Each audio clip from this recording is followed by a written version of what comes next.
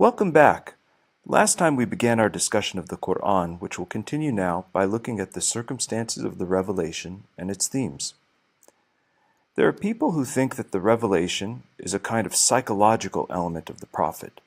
In fact, he was for a long time considered to be an epileptic in Western literature, and in these seizures, according to this narrative, he said these strange things which for some mysterious reason captured half the world, and people lived by it. That part, of course, is not explained. And even Moses, God forbid, some modern psychologists say he just heard voices, and such things are said of other prophets as well.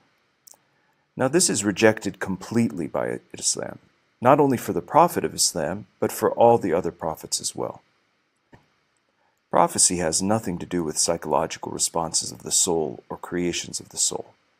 It has to do with an external source of truth for which the Prophet is chosen as an instrument. The Prophet was a contemplative who loved solitude, and he would often retire to the desert or the mountains outside Mecca to be alone with God. Although many Arabs at the time were polytheists, the Prophet himself was a Hanif, one of the Hunafa, the people who were primordial monotheists before the rise of Islam. These are non-Jewish, non-Christian Arabs who followed the primordial monotheism of Abraham. One day the Prophet of Islam had gone to Jabal al-Nour, the mountain of light, on top of which is the cave of Hira. Suddenly he heard a thunderous sound as he was sitting at the mouth of the cave. The sky turned green, and a sound addressed him, "Recite." The sky was covered by the immense figure of the Archangel Gabriel. The Prophet, who was unlettered, told the angel Gabriel that he could not read.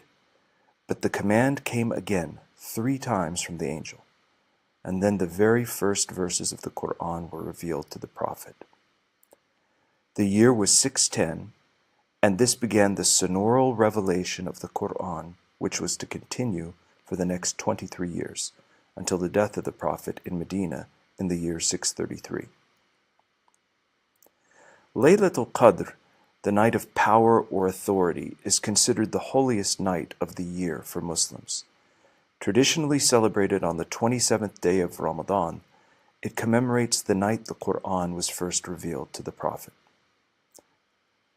On that night, the chapter of the Qur'an was revealed, powerful in cadence and poetic, in which key words are related in the Arabic sound system together. Let's listen to the chanting of the first revelation in Arabic. اقرأ باسم ربك الذي خلق خلق الإنسان من علق اقرأ وربك الأكرم الذي علم بالقلم علم الإنسان ما لم يعلم. For most of you who don't know any Arabic, you can feel the unbelievable power of the cadence, which is really supreme poetry. With this, the revelation of Islam began. The translation of these verses is as follows: Recite in the name of thy Lord who created man from a blood clot. Recite, and thy Lord is the most generous, who taught by the pen, taught man what he did not know. In this short chapter are found the profound themes of the creation of man, of the generosity of God, of the mercy from which creation flows, and of the knowledge at the heart of the Islamic message. All these are contained and present in this beginning of the revelation.